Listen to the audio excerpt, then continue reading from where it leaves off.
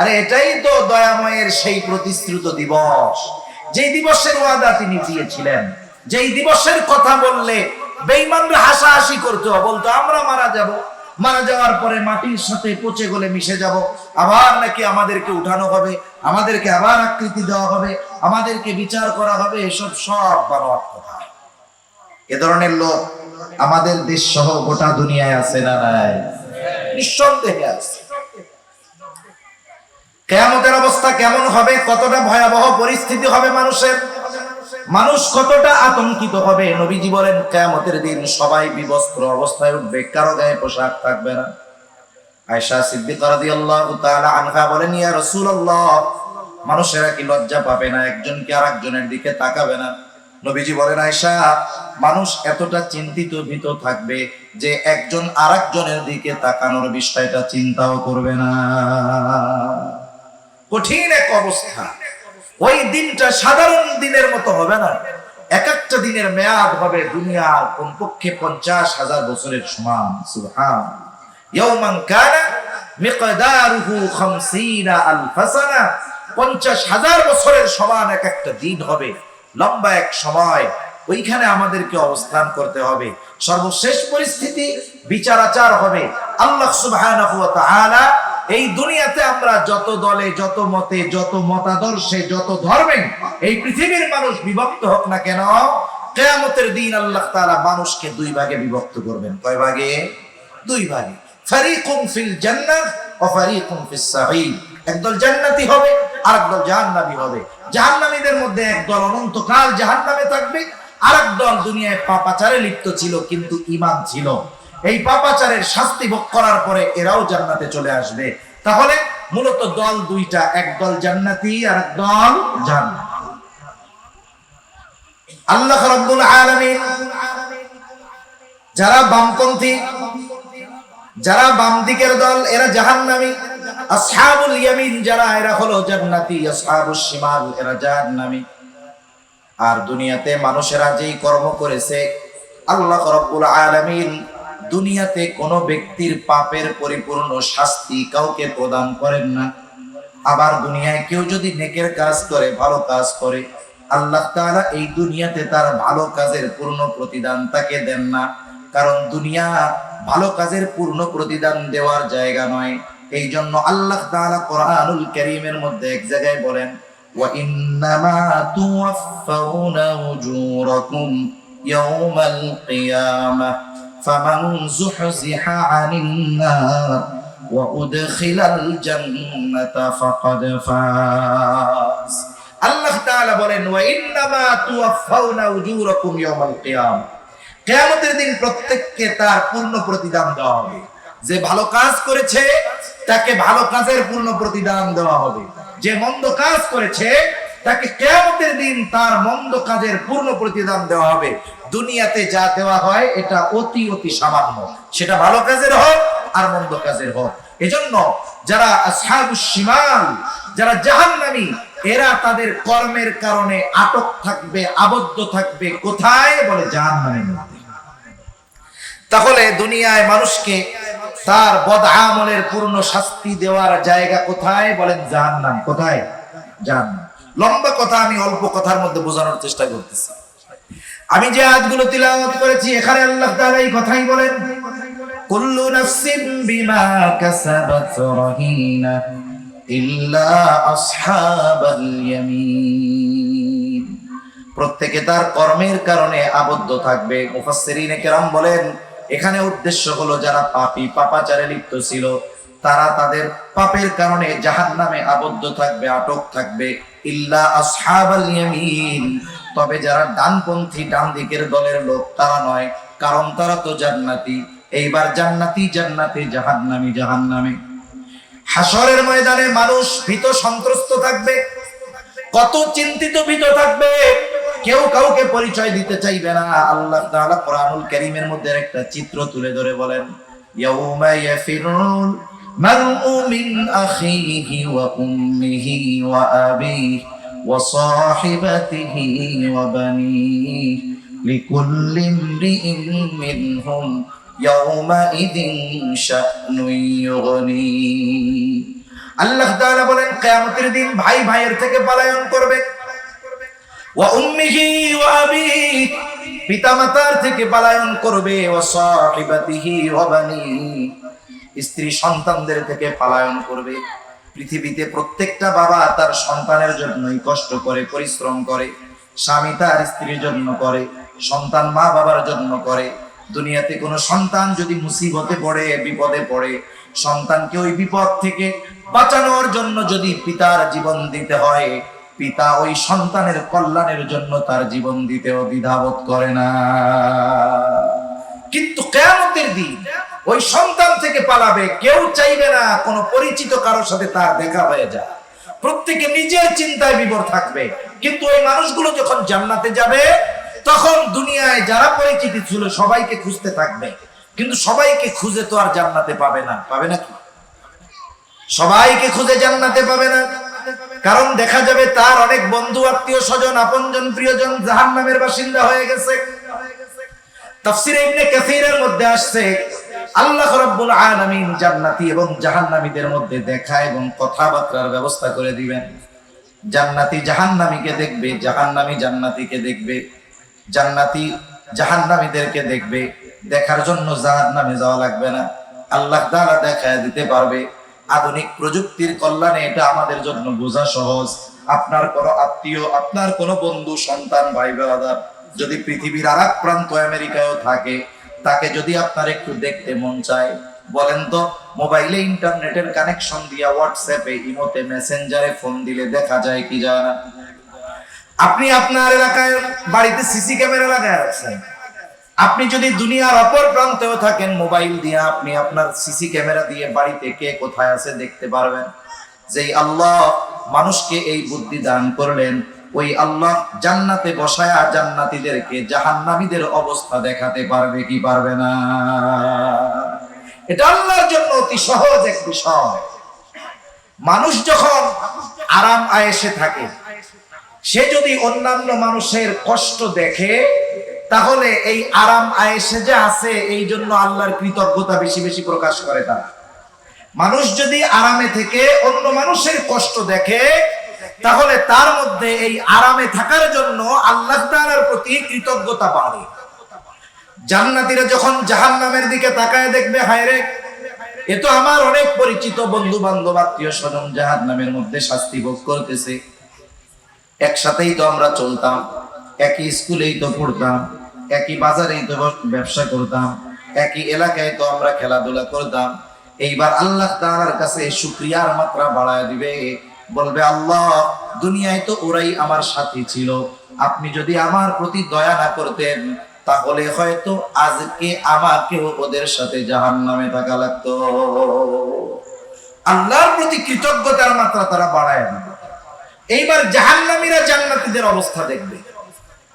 জাহান্নামীরা দেখবে তার বন্ধু বান্ধব, প্রিয়জন, আত্মীয় স্বজন অনেকে জান্নাতের নেয়ামত ভোগ করতেছে।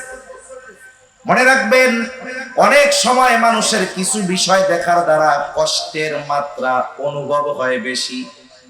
এমনিই তো জাহান্নামের মধ্যে কষ্টে আছে, আরো যখন দেখবে তার বন্ধু জান্নাতের নাজ নেয়ামত ভোগ করে, তখন তার মধ্যে শাস্তির তীব্রতা অনুভব হবে বেশি আফসোসের কারণে।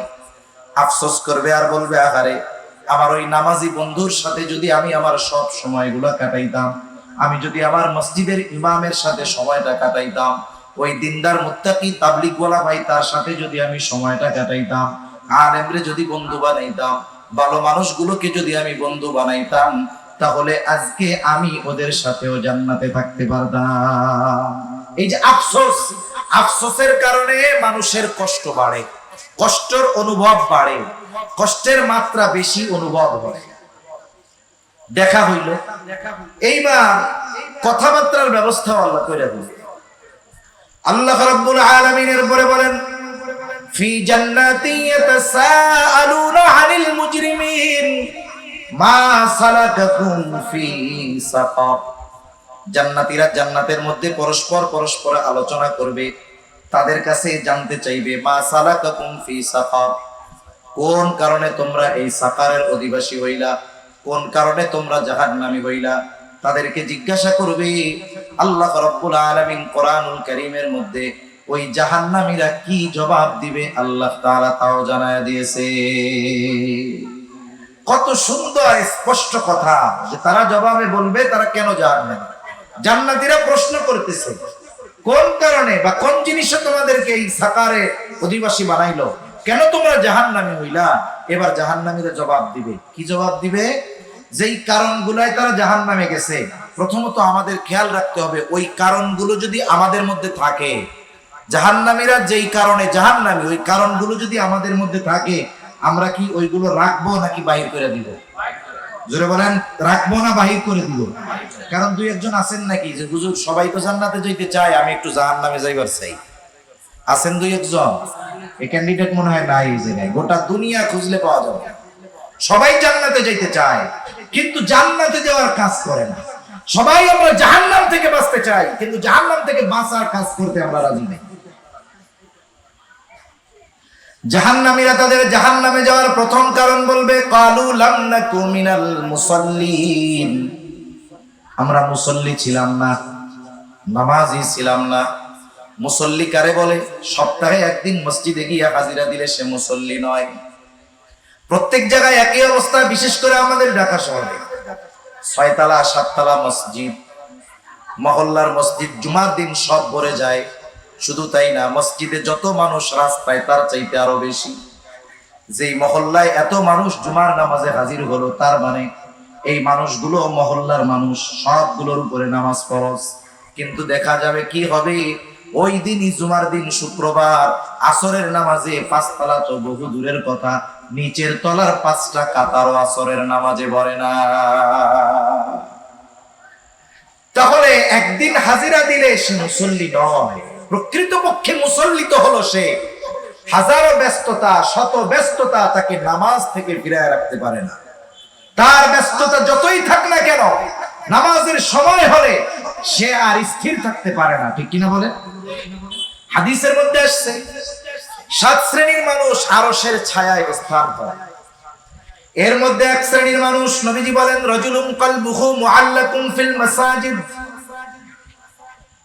এক শ্রেণীর মানুষ হলো যাদের কলব, যাদের হৃদয় মসজিদের সাথে সম্পৃক্ত ছিল। তারা যে সব সময় মসজিদের মধ্যে থাকতো তা নয়।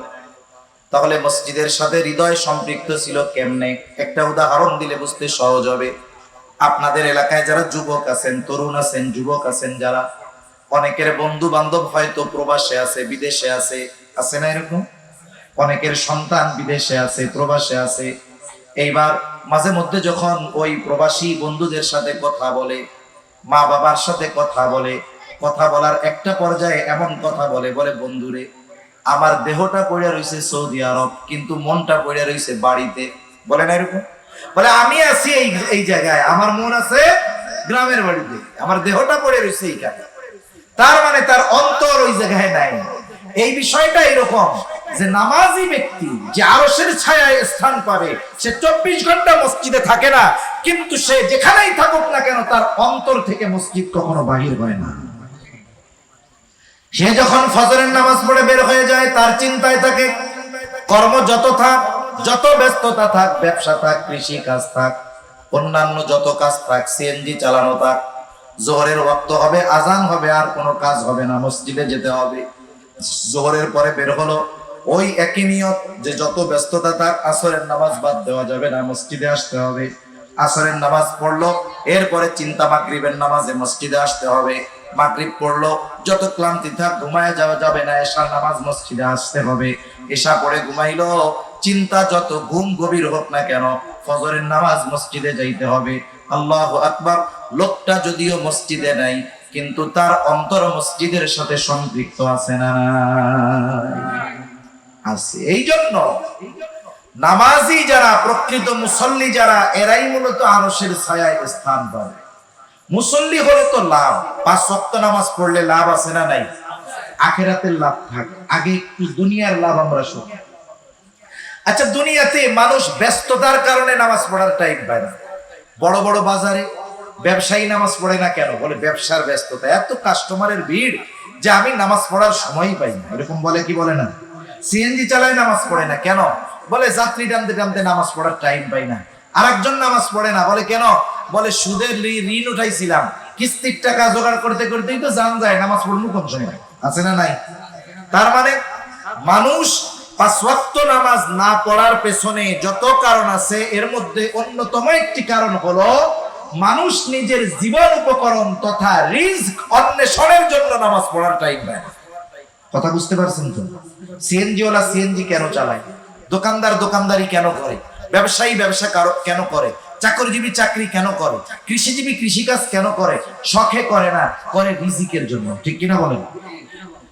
এবার যদি এটাই হয়ে থাকে, একটু বুঝে থাকলে জবান খুলে জবাব দিবেন। বলেন তো রিজিকের মালিক কে? আর একটু জোরে বলেন না কে? আরো জোরে বলেন না কে? রিজিকের মালিক আল্লাহ, কোনো সন্দেহ নাই। বলেন তো রিজিকের মালিক যেহেতু আল্লাহ, রিজিক পাওয়ার পদ্ধতি যদি আল্লাহ বলে দেয়, এর চাইতে আর উত্তম পদ্ধতি কোনো কিছু হতে পারে নাকি?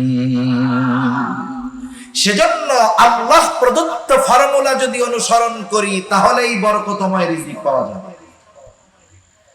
রিজিক কিসের মধ্যে, কোন মাধ্যমে অর্জিত হয়? অনেকগুলো মাধ্যমের কথা আছে। আমি যেই মাধ্যমটার কথা বলবো, সালাত তথা নামাজের মাধ্যমে রিজিক পাওয়া যায়। আল্লাহ রাব্বুল আলামিন কোরআনুল কারীমের মধ্যে বলেন, ওয়া'মুর আহলাকা বিস-সালাতি ওয়াসতাবির আলাইহা লা নাসআলুকা রিজকা নাহনু নারযুকুকা ওয়াল আকিবাতু লিত-তাকওয়া। তবে এই নামাজ একা পড়লে হবে না, মুসল্লি একা হলে হবে না, ঘরের মানুষগুলাকেও মুসল্লি বানাতে হবে। কারণ আল্লাহ তাআলা কোন অভিভাবককে ছাড় দিবেন না।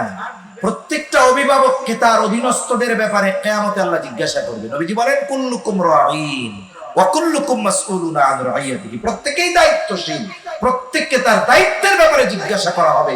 শুধু তাই না, আল্লাহ তাআলা কোরআনুল কারীমের মধ্যে বলেন, ইয়া আইয়ুহাল্লাযীনা আমানু কু আনফুসাকুম ওয়া আহলিকুম নারা।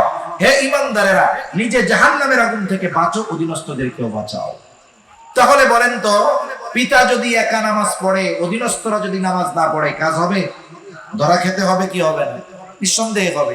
আরেকটা বিষয়, অভিভাবকের রিজিকে বরকত হবে অধীনস্থদের নামাজি হওয়ার কারণে।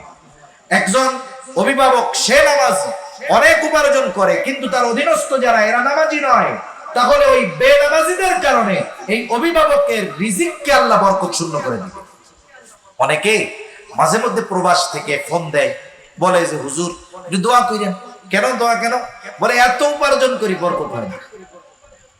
অনেক উপার্জন করি হুজুর, বরকত হয় না। স্বাভাবিক প্রবাসে যারা থাকে এরা কয়েকটা বদ অভ্যাসে লিপ্ত হয়। এর মধ্যে একটা হলো জুয়া। জিজ্ঞাসা করি, ভাই খোলা মনে বলেন, জুয়া টুয়া খেলেন নাকি? বলে না। কোন নেশার অভ্যাস আছে নাকি? বলে না। হুজুর কোনো বদ অভ্যাস নাই, নামাজ কালাম ঠিক মতো পড়ি, এরপরেও এত টাকা উপার্জন করি, বরকত নাই। কয়েকজনকে জিজ্ঞাসা করেছি, আপনি তো নামাজ পড়েন, তাহাজ্জুদ পড়েন, কোরআন তিলাওয়াত করেন, আপনার বাড়ির অবস্থা কি? বলে হুজুর দুঃখের কথা, এত বুঝাই, আমার স্ত্রী পর্দাও করে না, নামাজও পড়ে না, সন্তানগুলাও ঠিক মতো নামাজ পড়ে না। আমি বলি তখন, ভাই আপনি তো ছিদ্র কলসে পানি ঢালতেছেন, কিয়ামত পর্যন্ত ঢালতে থাকবেন, কিন্তু কলস পূর্ণ হবে না। আপনি নামাজি হয়েছেন, অধীনস্থরা নামাজি হয় নাই, আপনাকে আল্লাহ তাআলা বরকতময় রিজিক দিবে না, এটাই স্বাভাবিক। এজন্য আল্লাহ তাআলা এখানে নির্দেশ দিলেন কি, ওয়া'মুর আহলাকা বিস-সালাতি ওয়াসতাবির আলাইহা। তুমি তোমার অধীনস্থদেরকে নামাজের আদেশ করো, তুমিও তার উপরে অটল থাকো। তার মানে মুসল্লি নিজেও হও, ঘরের মানুষগুলারেও মুসল্লি বানাও। তাইলে লাভ কি? দুনিয়ার লাভের কথা আল্লাহ তাআলা বলেন। আল্লাহ তাআলা বলেন, ওয়া'মুর আহলাকা বিস-সালাতি ওয়াসতাবির আলাইহা লা নাসআলুকা রিজকা। বান্দা, আমি আল্লাহ তোমার কাছে রিজিক চাই না, নাহনু নারযুকুকা। মূল কথা হইল তুমি নামাজি, ঘরের মানুষগুলো নামাজি, নাহনু নারযুকুকা, আমি আল্লাহ তাহলে তোমাকে রিজিক দিয়ে দিব। এখন বলেন, রিজিকের জিম্মাদারি যদি রাজ্জাক নিয়ে নেয়, রাজ্জাকের কথা অনুযায়ী যদি আমরা নামাজি হয়ে যাই, রাজ্জাক যেই রিজিক দিবেন ওটা যদি অল্প হয়, ওটার মধ্যে পরিপূর্ণ বরকত থাকবে। ঠিক কিনা বলেন? সেজন্য কোয়ান্টিটি এক জিনিস, কোয়ালিটি আর এক জিনিস। পরিমাণ বেশি হলেই যে বরকত হয় তা না, আবার পরিমাণ কম হলে যে জীবন চলে না তা না। পরিমাণ কম হলেও যদি ওর মধ্যে বরকত থাকে, ওই অল্প দিয়েও জীবনযাপন করা যায় কি যায় না? সেজন্য দুনিয়ার লাভ, একটা লাভের কথা বললাম, রিজিক লাভ করা যায়। যেই রিজিক উপার্জনের জন্য মানুষ নামাজ পড়ার সময় পায় না, নামাজ পড়লে সেই রিজিক দেওয়ার ওয়াদা যিনি দিলেন তিনি কে? এইবার কিয়ামতের ময়দানে কি হবে? নবীজি বলেন, আউয়ালু মা ইউহাসাবু বিহিল আবদু ইয়াউমাল কিয়ামাতিস সালাহ। কিয়ামতের দিন সর্বপ্রথম নামাজের হিসাব নেওয়া হবে। আর এক হাদিসের মধ্যে নবীজি আর একটু বাড়ায় বলেন, যার এই হিসাবটা সহজ হয়ে যাবে, তার বাকি হিসাব যিনি সহজ করে দিবেন তিনি কে? দুনিয়ার নিজাম এরকম। যখন দুনিয়ায় কোনো পরীক্ষা হয়, পরীক্ষার একেবারে শেষ সময় শিক্ষকরা ছাত্রদের কিছু স্পেশাল বুদ্ধি দেয়, টিপস দেয়। কি বুদ্ধি দেয়? যে শোনো, তোমরা পরীক্ষার হলে যাবা, প্রশ্নপত্র আসার সাথে সাথেই লেখা শুরু করবা না, আগে প্রশ্নটারে 3 বার পড়বা। কয়বার পড়বা? 3 বার রিভিশন দিবা। 3 বার রিভিশন দেওয়ার পরে যেই প্রশ্নটা তুমি সবচাইতে সুন্দরভাবে লিখতে পারবা, ওইটা যদি একেবারে 10 নম্বরেও থাকে, ওইটারে প্রথমে খাতায় লিখবা। এরপরে ওর চাইতে যেটা একটু কম ভালো পারো, এইটা এরপরে ধারাবাহিকভাবে লিখতে লিখতে একেবারে খারাপ যেটা পারো সেটারে সবার লাস্টে লিখবা। প্রশ্নপত্রের সিরিয়াল মেনটেনের দরকার নাই, তুমি যেটা ভালো পারো সেটা আগে লিখবা। এটা হলো নিয়ম, স্যার বলে দিছে এরকম। এবার টিচাররা গেছে, ছাত্ররা পরীক্ষার হলে গেছে, সবাই একই জিনিস পড়ছে। পরীক্ষার হলে গিয়ে একজন ওস্তাদের কথা শুনছে, সে যেটা ভালো পারে সেটা আগে লেখছে, নির্ভুল ভাবে সুন্দরভাবে উত্তর দিছে। এরপরে যেটা কম পারে সেটা এরপরে লেখছে। এরপরে লিখতে লিখতে লাস্টে যেটা মোটামুটি পারে না, ওটার মধ্যে যা মন চায় তাই লিখে দিয়ে চলে আসছে। আরেকজন চিন্তা করছে যে আমি প্রশ্নপত্রের ধারাবাহিকতা মেনটেন করব। এই চিন্তা করে 1 নম্বরে যেই উত্তরটা দিতে গেছে ওইটা সে ভালো মতো পারে না। যেটা আমি ভালো মতো পারি না সেটা বলতে গেলেও ভুল হবে, লিখতে গেলেও ভুল হবে, ঠিক কিনা বলে? এখন সে প্রথম পেজে লেখছে 10 লাইনের মধ্যে 15 জায়গায় কাটাছিড়া, কিন্তু শেষের প্রশ্নটা লেখছে, উত্তরটা লেখছে একেবারে নির্ভুল। এখন খাতা এক্সামিনারের কাছে গেল, যিনি খাতা দেখেন, প্রথমে যে ভালো লেখছে, নির্ভুল ভাবে প্রথমটা লেখছে, দেখে কত সুন্দর অন্তর ভরে গেছে, নাম্বার তো আর নিজের গাড়ির থেকে দিবে না, একেবারে 10-এর মধ্যে 10। কলম তো উপরে উঠছে, ওইটা আর নামে না। একেবারে শেষ প্রশ্নের মধ্যে ওইখানে উত্তর ছিল আর একটা, লেখছে এক কবিতা, ওই জায়গাও 10-এর মধ্যে 6। হিসাব করে দেখা গেল সে পেয়ে গেছে গোল্ডেন এ প্লাস। একই জিনিস আরেকজন লিখছে, কিন্তু তার সিরিয়ালটা এমন হয়েছে যে তার যেটা খারাপ পারে সেটা আগে লিখছে। প্রথম পেজেই যখন 10 জায়গায় কাটা কালি, কালো কালি দিয়ে ভরা, মেজাজ খারাপ হয়ে গেছে, লিখা দিচ্ছে 10-এর মধ্যে 2। শেষ প্রশ্নটা নির্ভুল সুন্দর, আগের জনের চাইতেও ভালো লিখছে, কিন্তু কলম তো নিচে নামছে, ওইটা উঠে না, 10-এর মধ্যে 3। দেখা যাবে শুধুমাত্র ভালোটা আগে লেখার কারণে একজন পেয়ে গেল গোল্ডেন এ প্লাস। একই উত্তর একই সব, একজন খারাপটা আগে আনার কারণে দেখা গেল তার মোটামুটি পাস করতেই জান বের হয়ে যাচ্ছে। তাহলে দুনিয়ার নিজাম দেখেন, প্রথমটা ভালো হওয়ার কারণে বাকিগুলাকেও ভালো মার্ক দিয়ে দেওয়া হলো। অনুরূপ ভাবে যখন কারো নামাজের হিসাব ঠিক মতো হয়ে যাবে, বাকিগুলাও আল্লাহ সহজ করে দিবে। কেমন যেন আল্লাহ দেখে নাই, দেখাও না দেখার বান করবে। অনেক তালিবুল ইলম এখানে আছেন, আপনারা বুঝবেন, হেফজখানায় হোক আর মাদ্রাসার কিতাব বিভাগে হোক, কিছু ছাত্র থাকে যারা লেখাপড়া ভালো মতো করে কিন্তু একটু দুষ্টুমি করে। দুষ্টুমিটা এমন না যে যার কারণে তাকে শাস্তি দেওয়া হবে, শাস্তিযোগ্য দুষ্টুমি না। এখন যদি যেই ছেলেটা লেখাপড়া ভালো পারে, পড়া ঠিক মতো দেয়, সবক ঠিক মতো দেয়, 7 সবক ঠিক মতো দেয়, ওই ছেলেটা যদি প্রস্রাব করতে গিয়া 5 মিনিটের জায়গায় 15 মিনিটও থাকে, ওস্তাদ দেখাও দেখে না, দুষ্টুমি করলেও দেখাও দেখে না। কারণ কি? কারণ মূলটা ঠিক আছে, আর শাস্তি যেই দুষ্টুমি করতেছে শাস্তিযোগ্য অপরাধ নয়। এই জন্য ওস্তাদ অনেক সময় ওই লেখাপড়া পারনেওয়ালা ছাত্রদেরকে ছোটখাটো দুষ্টুমি দেখাও কেমন যেন দেখে না, কিন্তু যেই ছেলেটা লেখাপড়া পারে না, ওর প্রস্রাবে চাপ দিছে, দাঁড়াইছে, হুজুর 1 নম্বরে যান, খালি তোর মুতে চাপ ধরে, লেখাপড়ার নামে খবর নাই, খালি মুতস্তই দিন। হ্যাঁ, এই যে এর ছোট জরুরতটা, এটা ওস্তাদের চোখে পড়ে কেন? বলে ওর লেখাপড়া ঠিক নাই, আসলটা ঠিক নাই, এই জন্য ছোটখাটো ত্রুটি বিচ্যুতি খালি চোখে পড়ে, ঠিক কিনা বলেন? কিয়ামতের দিন বিষয়টা এরকম হবে। বুজুর্গানের দিন বলেন, নামাজের হিসাব যখন কারো সহজ হয়ে যাবে, পার পেয়ে যাবে, ঠিক মতো পেয়ে যাবে, অনেক ত্রুটি বিচ্যুতি আল্লাহ তাআলা দেখাও না দেখার ভান কইরা তাকে মাফ করে জান্নাত দিয়া দিবে। এই জন্য জাহান্নামীরা জাহান্নামে যাওয়ার এক নাম্বার কারণ হলো তারা নামাজি ছিল না, মুসল্লি ছিল না। আমরা আমাদের ব্যস্ততা যত থাক, যত প্রয়োজনীয়তা থাক, আমরা নামাজ ছাড়বো বলেন ইনশাআল্লাহ, নামাজ ছাড়বো না। ইনশাআল্লাহ খাঁটিটা বলতে হবে।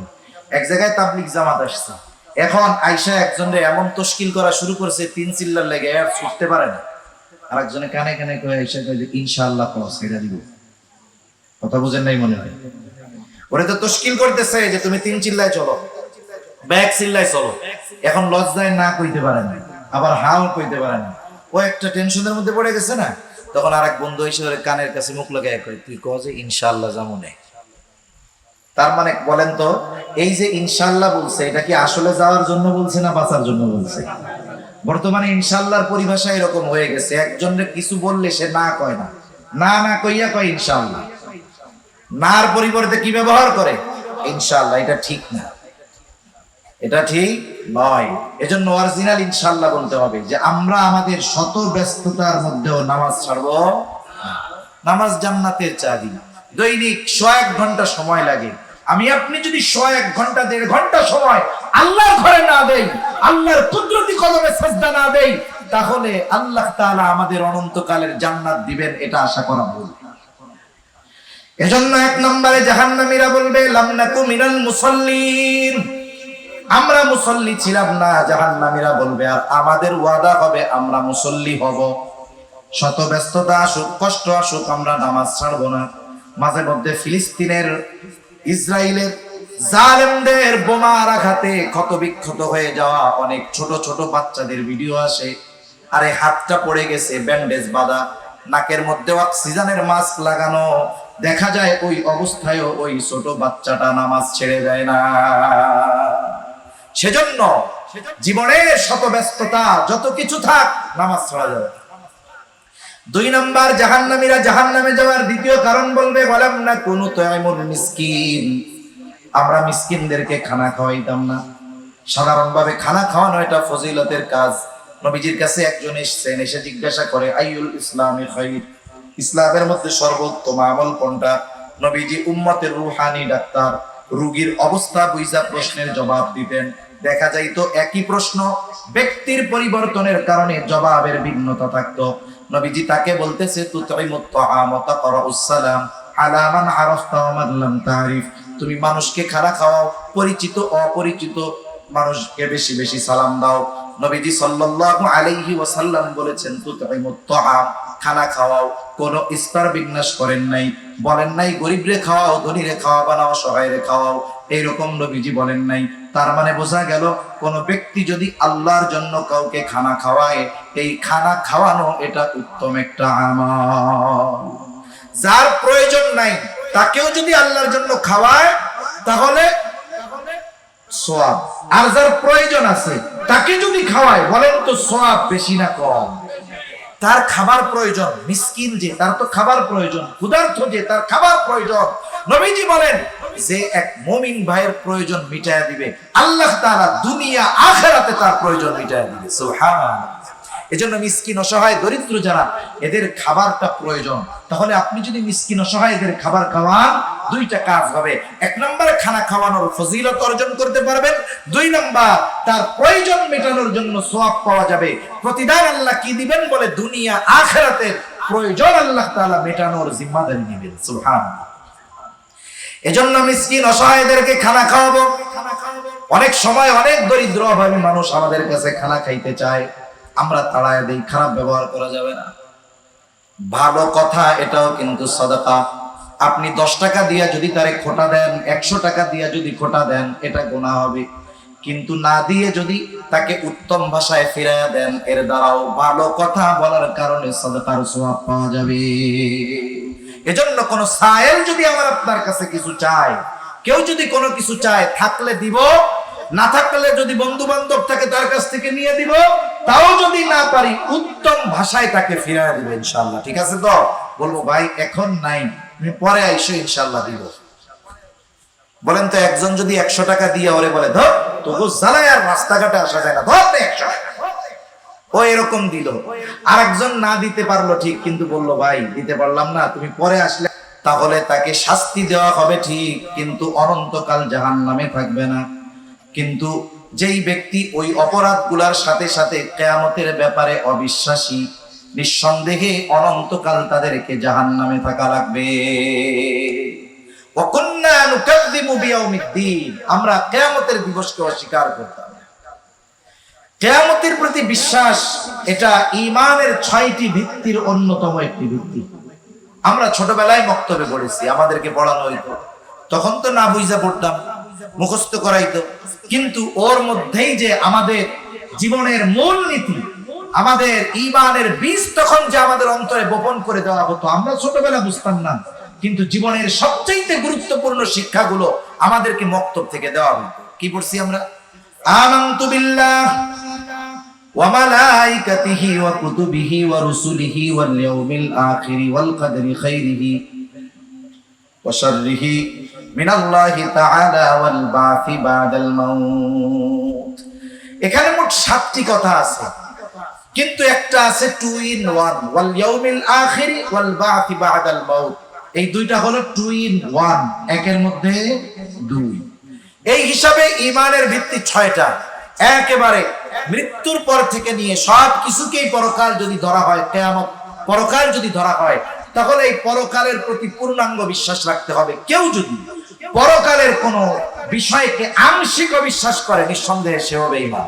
সব বিশ্বাস করে না, বলে জান্নাত জান্নাত বলতে কিচ্ছু নাই রে, এই অংশ যদি অবিশ্বাস করে, বলেন তো তার ঈমান থাকবে নাকি যাবে? তাহলে মৃত্যু পরবর্তীকালীন সময় থেকে নিয়ে পরকালে যা কিছু আছে সব কিছুর প্রতি পূর্ণ বিশ্বাস রাখতে হবে। যদি সে না রাখে, তার সব আমল বরবাদ হয়ে যাবে, ওগুলো পরকালে কোনো কাজে আসবে না। এজন্য কিয়ামতের প্রতি বিশ্বাস মূলত মানুষকে প্রকৃত মানুষে পরিণত করে। কারণ এই দুনিয়ায় কারো কর্মের পূর্ণ শাস্তি বা পূর্ণ পুরস্কার কাউকে দেওয়া হয় না, কিন্তু কিয়ামতের প্রতি যার যত বিশ্বাস বেশি হয়, দুনিয়ার মধ্যে তার কর্ম তত সুন্দর হয়। কারণ পরকালের বিশ্বাস মানুষকে বাস্তব মানুষে পরিণত করে তোলে। একটা মানুষকে সিসি ক্যামেরার দ্বারা, আইনের দ্বারা, প্রশাসনের দ্বারা পরিপূর্ণ অপরাধ থেকে ফেরানো অসম্ভব, কিন্তু ওই মানুষটার মধ্যে যদি আল্লাহর ভয় ঢুকে যায়, কিয়ামতের দিন আল্লাহর সামনে দাঁড়িয়ে হিসাব দেওয়ার ভয় যদি তার মধ্যে ঢুকে যায়, আল্লাহর কসম, মানুষের সামনে তার চরিত্র যেমন হয়, রাতের আধারে একাকী তার চরিত্র তেমনই থাকে। এমন হয় না যে মানুষের সামনে তার চরিত্র একরকম, মানুষের অগোচরে তার চরিত্র আরেক রকম, এমনটা হয় না। বরং ওই পরকালের ভয় তার চরিত্রকে মানুষের সামনেও যেমন ভাবে উপস্থাপন করে, লোকচক্ষুর অন্তরালেও তার চরিত্রটা ওই রকম সুন্দরী থাকে। এরপরে তারা কি বলবে? বলবে হাত্তা আতানাল ইয়াকিন। এভাবেই চলছিল হায়াত। মৃত্যুর ব্যাপারে উদাসীন ছিলাম, কিয়ামতের ব্যাপারে উদাসীন ছিলাম, হাত্তা আতানাল ইয়াকিন। দৃঢ় সত্যের আগমন ঘটে গেল। দৃঢ় সত্য কি? বলে দৃঢ় সত্য হলো মৃত্যু। দৃঢ় সত্য কি বলেন? মৃত্যু। জোরে বলেন কি? এ দুনিয়াতে আল্লাহ তাআলার ব্যাপারে অবিশ্বাসী লোক অনেক আছে, নাস্তিক আছে না নাই? স্রষ্টার অস্তিত্বের ব্যাপারে এ দুনিয়ায় মানুষ বিভক্ত। একদল বলে স্রষ্টা বলে কিছু নাই, আরেক দল সংশয়বাদী বলে থাকতেও পারে নাও পারে। আমরা বলি আল্লাহ তাআলা আছেন, কোনো সন্দেহ নাই, আল্লাহর অস্তিত্ব আছে।